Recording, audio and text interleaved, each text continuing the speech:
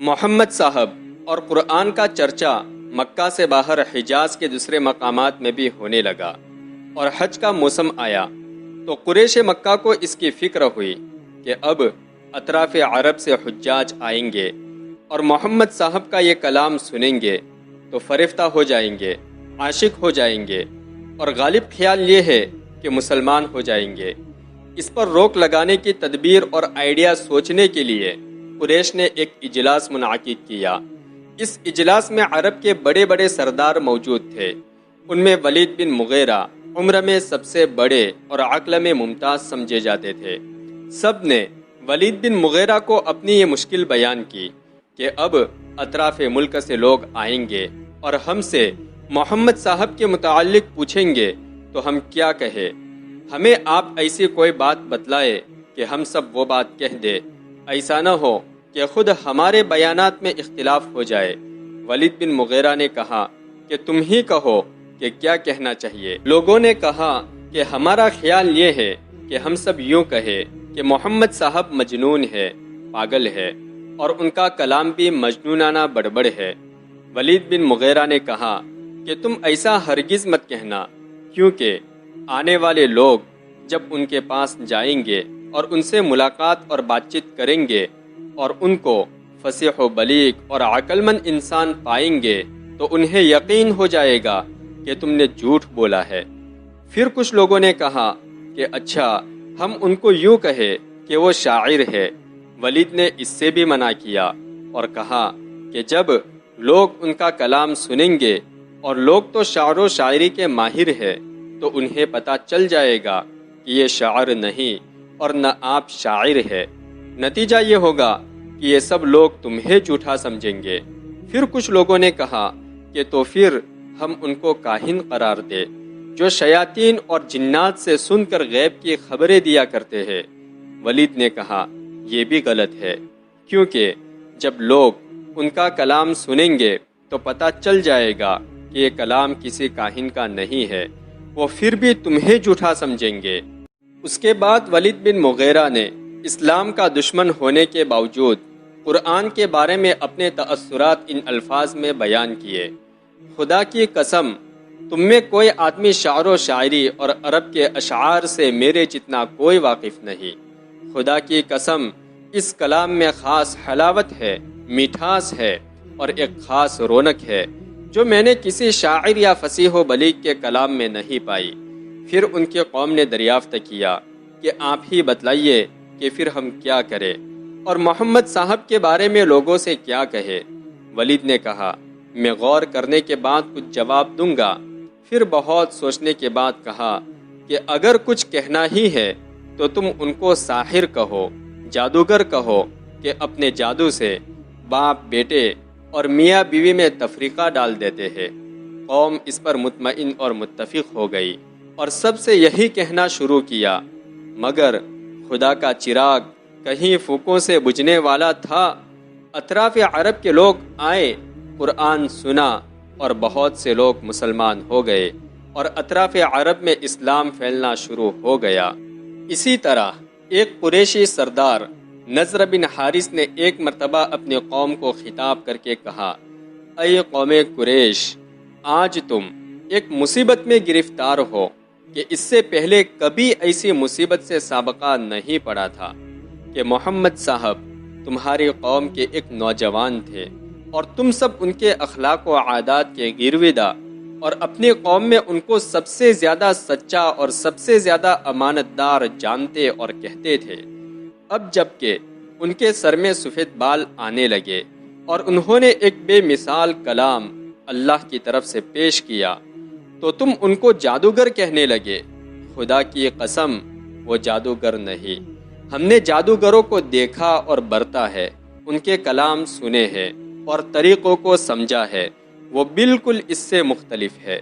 اور کبھی تم ان کو کاہن کہنے لگے۔ خدا کی قسم، وہ کاہن بھی نہیں۔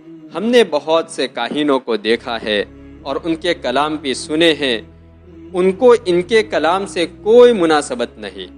اور کبھی تم ان کو شاعر کہنے لگے۔ خدا کی قسم، وہ شاعر بھی نہیں۔ ہم نے خود شعر شاعری کے تمام فنون کو سیکھا اور سمجھا ہے، اور بڑے بڑے شعراء کے کلام ہمیں یاد ہے، ان کے کلام سے اس کو کوئی مناسبت نہیں، پھر کبھی تم ان کو مجنون بتاتے ہو؟ خدا کی قسم وہ مجنون بھی نہیں۔ ہم نے بہت سے مجنونوں کو دیکھا بالا، ان کی بکواس سنی ہے، ان کے مختلف اور مختلف کلام سنے ہیں، یہاں ایسا بھی کچھ نہیں ہے۔ اے میری قوم، تم انصاف کے ساتھ محمد کے معاملے میں غور کرو، یہ سرسری ٹلا دینے کی چیز نہیں۔ اسلام اور محمد صاحب کے سب سے بڑے دشمن ابو جہل اور اخنس بن شریک وغیرہ لوگوں سے چھپ کر قرآن سنا کرتے اور اس کے عجیب و غریب، بے مثل اور بے نظیر اثرات سے متاثر ہوتے تھے۔ سرور عالم صلی اللہ علیہ وسلم کا معمول، آپ کا شیڈیول یہ تھا کہ آپ آدھی رات میں تہجد کی نماز گھر میں ادا فرماتے تھے اور بلند آواز سے تلاوت کیا کرتے تھے۔ ایک مرتبہ آدھی رات میں ابو سفیان، ابو جہل اور اخنس بن شریک اپنے اپنے گھروں سے نکل کر رسول اللہ صلی اللہ علیہ وسلم کے دولت گدے کی طرف چلے۔ تینوں کا مقصد قرآن کریم سننا تھا۔ ان تینوں کو معلوم تھا کہ محمد صاحب اس وقت تہجد کی نماز میں قرآن پاک کی تلاوت کرتے ہیں۔ تینوں نے محمد صاحب کے گھر کے اطراف میں الگ الگ جگہ کا انتخاب کیا تاکہ وہاں کھڑے ہو کر یا بیٹھ کر قرآن سن سکے۔ تینوں کو ایک دوسرے کی کوئی خبر نہ تھی۔ آپ صلی اللہ علیہ وسلم طلوع فجر تک تلاوت فرماتے رہے اور یہ تینوں سنتے رہے۔ جب آپ کی نماز پوری ہوئی تو تینوں اپنے اپنے گھر کی طرف روانہ ہو گئے۔ اتفاق سے کسی موڑ پر تینوں نے آپس میں ایک دوسرے کو دیکھ لیا۔ پہلے تو ہر ایک نے ایک دوسرے سے آنکھیں چرائی، پھر ایک دوسرے کو ملامت کی، ڈانٹا ڈپٹا۔ اس کے بعد تینوں نے یہ طے کیا کہ ہم اس طرح چھپ کر محمد صاحب کا قرآن نہیں سنیں گے، کیونکہ اگر ہمیں کسی نے دیکھ لیا تو پورے مکہ میں شور مچ جائے گا کہ ہم دن میں قرآن کے خلاف بیان بازی کرتے ہیں اور رات میں چھپ کر قرآن سنتے ہیں۔ بہرحال وعدہ وعید کر کے تینوں رخصت ہو گئے، مگر اگلی رات پھر تینوں کے قدم اسی راستے کی طرف بڑھے۔ پچھلی رات کی طرح آج بھی الگ الگ جگہوں پر کھڑے ہوئے اور طلوع فجر تک کھڑے رہے۔ واپسی میں پھر تینوں نے ایک دوسرے کو دیکھ لیا، چنانچہ تینوں نے آپس میں ایک دوسرے کو ڈانٹا ڈپٹا، آئندہ نہ آنے کے عہد و پیمان کیے اور پھر تینوں اپنے اپنے گھر چلے گئے۔ لیکن قرآن کریم میں لذت ہی اتنی تھی کہ اگلی رات پھر گھروں سے نکلے۔ گزری رات میں انہوں نے اپنے ساتھیوں سے کیا وعدہ کیا تھا وہ ان کے ذہن میں نہیں رہا یا جان بوجھ کر ذہن سے نکال دیا۔ آج کی رات بھی تینوں نے ایک دوسرے سے بے خبر الگ الگ جگہ ٹھہر کر قرآن کریم سنا۔ قرآن الفاظ و کلمات کی حلاوت، اور وہ بھی رسول اللہ صلی اللہ علیہ وسلم کی دلکش آواز میں۔ چنانچہ سننے میں تینوں اس قدر کھو گئے کہ کب فجر ہو گئی انہیں پتہ ہی نہیں چلا۔ بہرحال جب واپس ہوئے تو پھر تینوں نے ایک دوسرے کو دیکھ لیا۔ اس بار تینوں نے ایک دوسرے کو خوب برا بھلا کہا اور یہ پختہ وعدہ کیا کہ اب ہم یہاں نہیں آئیں گے۔ صبح ہوئی تو اخنس ابو سفیان کے گھر پہنچا۔ وہ یہ جاننا چاہتا تھا کہ قرآن کے بارے میں اس کے کیا تأثرات ہے۔ اخنس نے پوچھا کہ محمد جو کلام پڑھتے ہیں اس کے متعلق تمہاری کیا رائے ہے؟ ابو سفیان نے جواب دیا، محمد کے کلام میں کچھ باتیں تو ایسی ہیں جن سے میں واقف ہوں، اور کچھ باتیں ایسی ہیں جن سے میں واقف نہیں، اور نہ ان باتوں کے منشا و مقصد کا مجھے علم ہے۔ کچھ عجیب اور نامانوس باتیں ہیں، لیکن ان میں عجیب سی جاذبیت اور کشش ہے جو سننے میں بہت اچھی لگتی ہے۔ اخنس نے تائید کرتے ہوئے کہا، واللہ میرا بھی یہی خیال ہے۔ پھر اخنس نے کہا، آؤ ابو الحکم یعنی ابو جہل کے پاس چلتے ہیں اور اس سے بھی پوچھتے ہیں کہ اس کو محمد صاحب کا کلام کیسا لگتا ہے۔ دونوں ابو جہل کے گھر پہنچے۔ اس کا جواب ان دونوں کے برخلاف تھا۔ اس نے کہا، میں نے کیا سنا اور ان کا کلام مجھے کیسا لگا، یہ بات تو رہنے دو۔ صاف بات یہ ہے کہ ہمارے اور محمد صاحب کے خاندان کے درمیان کچھ جھگڑے ہیں، اور یہ جھگڑے تفوق اور برتری یعنی ایک دوسرے سے آگے بڑھنے کے حوالے سے ہے، نام و نمود اور عزت و شہرت کے لیے۔ ہمارا یہ جھگڑا بہت پرانا ہے۔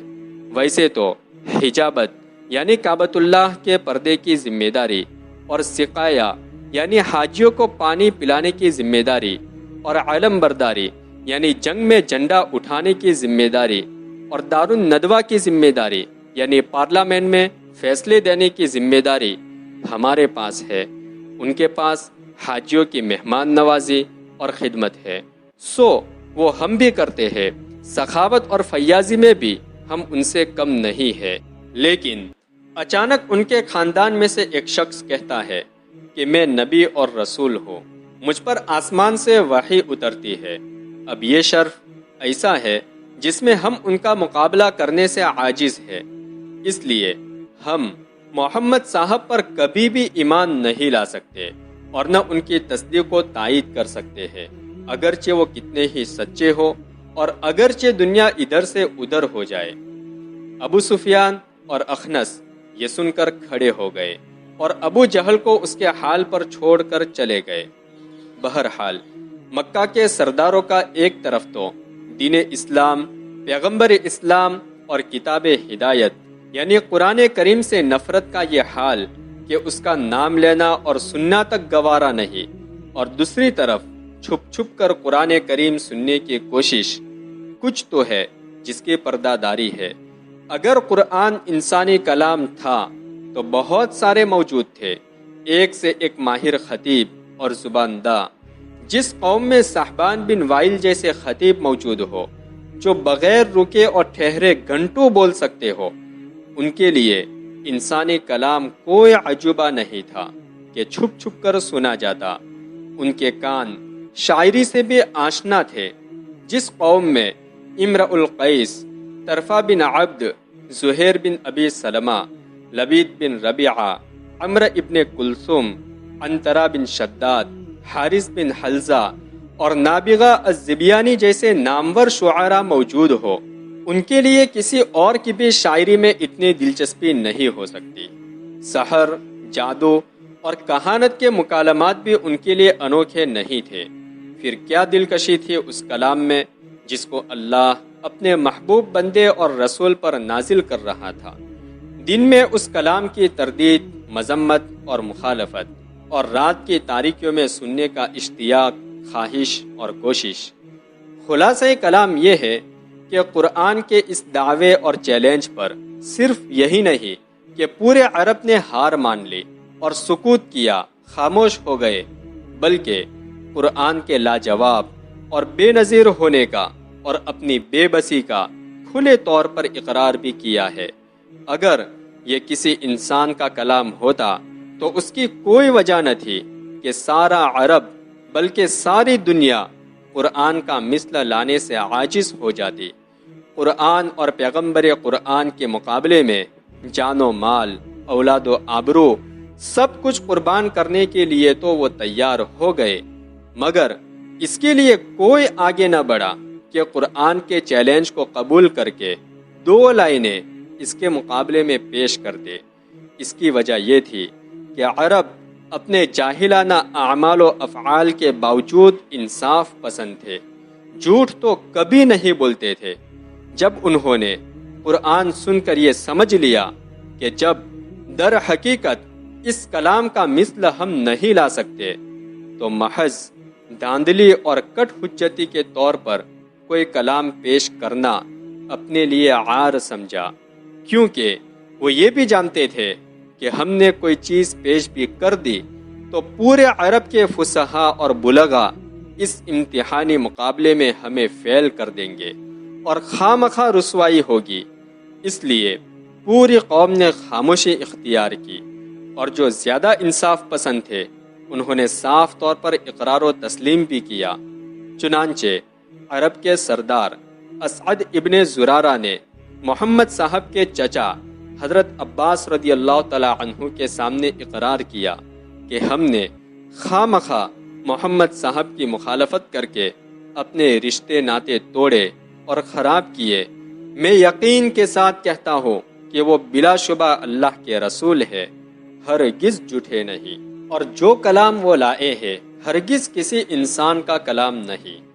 اسی طرح قبیلہ بنی سلیم کا ایک شخص مسمع بن شیبہ رسول اللہ صلی اللہ علیہ وسلم کی خدمت میں حاضر ہوا، آپ سے قرآن سنا اور چند سوالات کیے جن کا جواب محمد صلی اللہ علیہ وسلم نے عطا فرمائے، تو یہ اسی وقت مسلمان ہو گئے، اور پھر اپنے قوم میں واپس گئے تو لوگوں سے کہا، میں نے روم اور فارس کے فصحاء اور بلغاء کے کلام سنے ہیں، بہت سے کاہنوں کے کلمات سننے کا تجربہ ہوا ہے، حمیر کے مقالات سنتا رہا ہوں، مگر محمد صلی اللہ علیہ وسلم کے کلام جیسا میں نے آج تک نہیں سنا۔ تم سب میری بات مانو اور ان کا اتباع کرو۔ انہی کی تحریک و تلقین اور سمجھانے پر ان کی قوم کے 1000 آدمی فتح مکہ کے موقع پر محمد صلی اللہ علیہ وسلم کی خدمت میں حاضر ہو کر مشرف باسلام ہو گئے۔ یہ اقرار و تسلیم صرف ایسے ہی لوگوں سے منقول نہیں جو آپ کے معاملات سے یکسو اور غیر جانبدار تھے، یعنی آپ سے ان کو کوئی دشمنی نہیں تھی، بلکہ وہ لوگ جو ہر وقت ہر طرح رسول اللہ صلی اللہ علیہ وسلم کی مخالفت میں لگے ہوئے تھے۔ قرآن کے متعلق ان کا بھی یہی حال تھا، مگر اپنی ضد اور حسد کی وجہ سے اس کا اظہار لوگوں پر نہ کرتے تھے، جیسے کہ ابو سفیان، اخنس بن شریک اور ابو جہل کا رات کے اندھیروں میں چھپ چھپ کر قرآن سننے کا واقعہ آپ سن چکے۔ بہرحال یہ تو اعجاز قرآنی کی وہ وجہ ہوئی کہ قرآن پاک میں اتنی زبردست جاذبیت ہے، کشش ہے کہ دشمن بھی اس کا اقرار کرنے پر مجبور ہے۔ اب تیسری وجہ اعجاز قرآن کی سنیے، وہ یہ ہے کہ قرآن میں غیب کی اور آئندہ پیش آنے والے واقعات کی بہت سی خبریں ہیں جو قرآن نے دی، اور ہو بہو اسی طرح واقعات پیش آئے جس طرح قرآن نے خبر دی تھی۔ مثلا قرآن نے خبر دی تھی کہ روم اور فارس کے مقابلے میں ابتداءً اہل فارس غالب آئیں گے اور رومی مغلوب ہوں گے، لیکن ساتھ ہی یہ خبر دی کہ 10 سال گزرنے نہ پائیں گے کہ پھر رومی لوگ اہل فارس پر غالب آ جائیں گے۔ مکہ کے سرداروں نے قرآن کی اس خبر پر حضرت صدیق اکبر رضی اللہ تعالی عنہ سے ہار جیت کی شرط کر لی، اور پھر ٹھیک قرآن کی خبر کے مطابق رومی غالب آ گئے تو سب کو اپنی ہار ماننی پڑی، اور ہارنے والوں پر جو مال دینے کی شرط تھی وہ مال دینا پڑا، لیکن رسول اللہ صلی اللہ علیہ وسلم نے اس مال کو قبول نہیں فرمایا، کیونکہ وہ ایک قسم کا جوا تھا۔ اسی طرح اور بہت سے واقعات اور خبریں ہیں جو امور غیبیہ یعنی چھپی ہوئی باتوں کے متعلق قرآن میں دی گئی، اور ان کی سچائی روز روشن کی طرح واضح ہو گئی۔ چوتھی وجہ اعجاز قرآن کی یہ ہے کہ اس میں پچھلی امتوں اور ان کی شرائع اور تاریخی حالات کا ایسا صاف تذکرہ ہے کہ اس زمانے کے بڑے بڑے علماء یہود و نصارہ جو پچھلی کتابوں کے ماہر سمجھے جاتے تھے، ان میں بھی اتنے معلومات نہ تھی، اور رسول اللہ صلی اللہ علیہ وسلم نے تو کبھی نہ کسی مکتب میں قدم رکھا، نہ کسی عالم کی صحبت اٹھائی، نہ کسی کتاب کو ہاتھ لگایا۔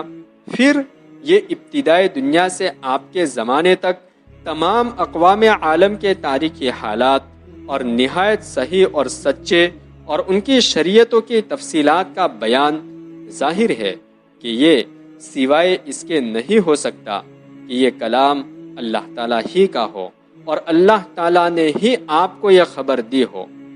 پانچویں وجہ یہ ہے اعجاز قرآنی کی کہ اس کی متعدد آیات میں لوگوں کے دل کی چھپی ہوئی باتوں کی اطلاع دی گئی، اور پھر ان کے اقرار سے ثابت ہو گیا کہ وہ صحیح اور سچی تھی۔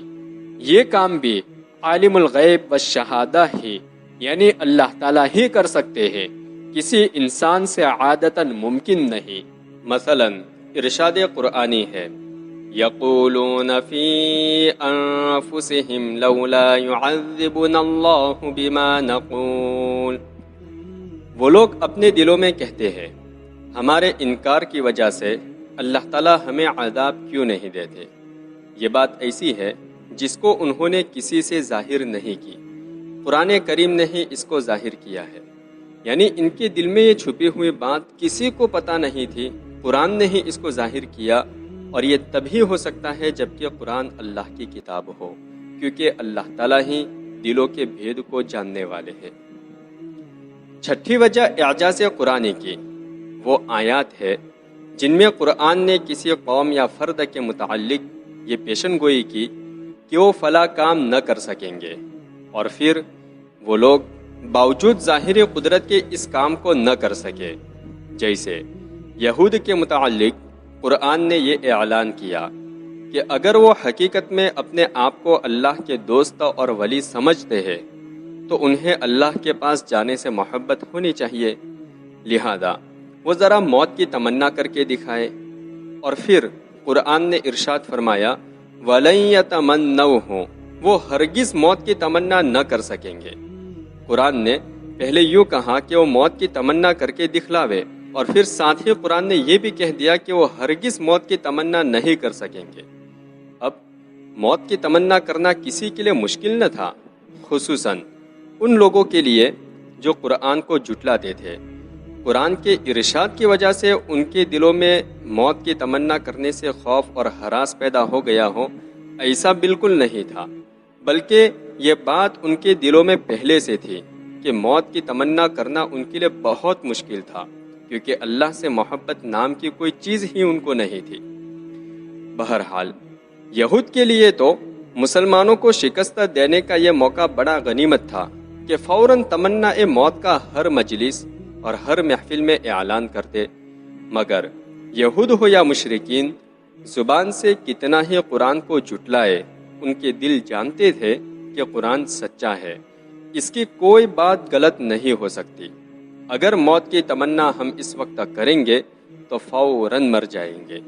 اس لیے قرآن کے اس کھلے ہوئے چیلنج کے باوجود کسی یہودی کی ہمت نہ ہوئی کہ ایک مرتبہ زبان سے تمنا موت کا اظہار کر دے۔ کبھی بھی ان کی ہمت نہیں ہوئی کہ ایک مرتبہ صرف زبان سے موت کی تمنا کو ظاہر کر دے۔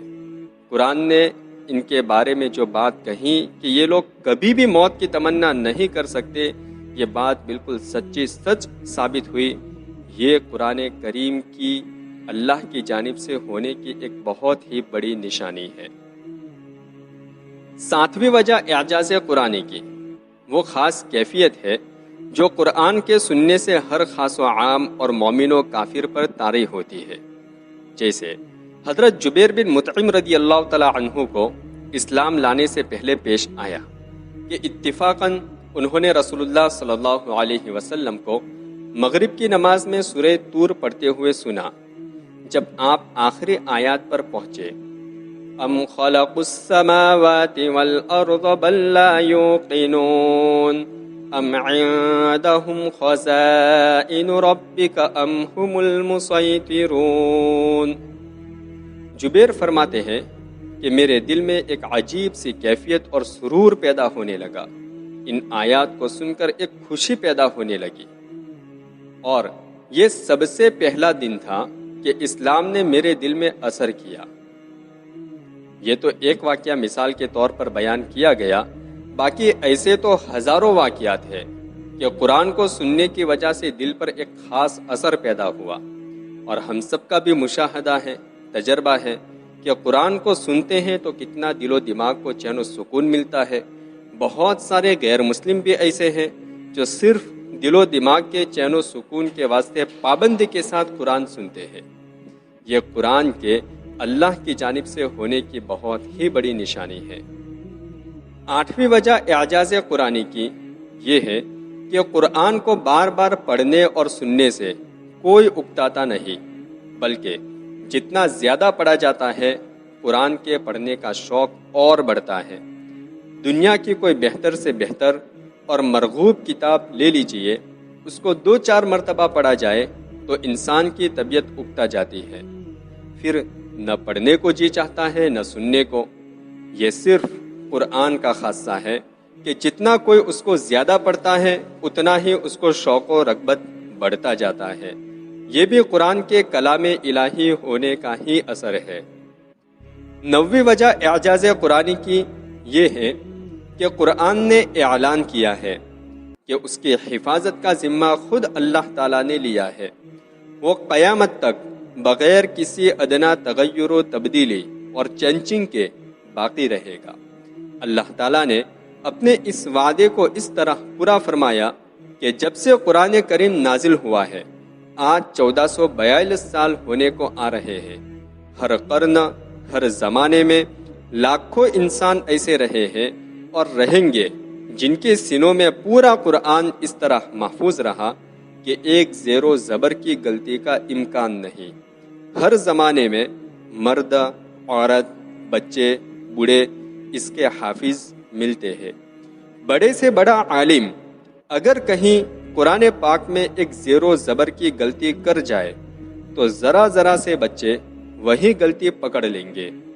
دنیا کا کوئی مذہب اپنی کتاب کے متعلق اس کی مثال تو کیا اس کا 10واں حصہ بھی پیش نہیں کر سکتا۔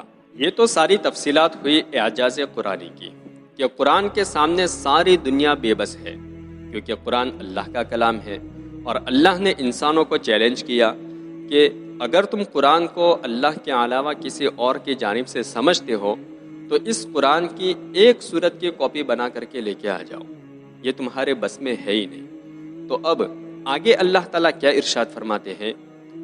فَإِن لَمْ تَفْعَلُوا وَلَن تَفْعَلُوا فَاتَّقُوا النَّارَ الَّتِي وَقُودُهَا النَّاسُ وَالْحِجَارَةُ اعدت للکافرین۔ پھر اگر تم ایسا نہ کر سکو، یعنی قرآن کی کاپی بنا کر کے نہ لا سکو، اور یقیناً کبھی نہیں کر سکو گے، کبھی نہیں لا سکو گے، یہ پہلے سے اللہ تعالیٰ ہی کہہ سکتا ہے کہ ہم نے تم کو چیلنج تو کیا لیکن اس چیلنج کو تم کبھی بھی قبول نہیں کر سکتے، تو کیا کرو؟ تو پھر ڈرو اس آگ سے جس کا ایندھن آدمی اور پتھر ہوں گے، وہ کافروں کے لیے تیار کی گئی ہے۔ یعنی اگر تم قرآن کی ایک سورت بھی نہ بنا سکو، اور یہ بات یقینی ہے کہ تم ہرگز نہیں بنا سکو گے، تو پھر ڈرو اور بچو دوزخ کی آگ سے جو سب آگوں سے تیز ہے، اس کا ایندھن کافر اور پتھر ہے، وہ پتھر جن کی تم پوجا پاٹ کرتے ہو۔ اللہ تعالیٰ قیامت کے دن ساری مورتیوں اور سارے بتوں کو ہی جہنم کی آگ میں ڈال دیں گے تاکہ یہ بات ساری انسانیت کے سامنے خوب اچھی طریقے سے ثابت ہو جائے کہ جس کی تم زندگی پر پوجا پاٹ کرتے رہے آج وہ خود جہنم کی آگ میں جل رہے ہیں۔ اور دوزخ کی آگ سے بچنے کی صورت یہی ہے کہ قرآن پر ایمان لاؤ۔ اگر ایمان نہیں لاتے، قرآن کا انکار ہی کرتے رہنا ہے، تو دھیان میں رکھ لو یہ بات کہ قرآن کا انکار کرنے والوں کے لیے اللہ تعالیٰ نے مرنے کے بعد کی زندگی میں ہمیشہ ہمیشہ کے لیے دوزخ کی آگ تیار کر رکھی ہے۔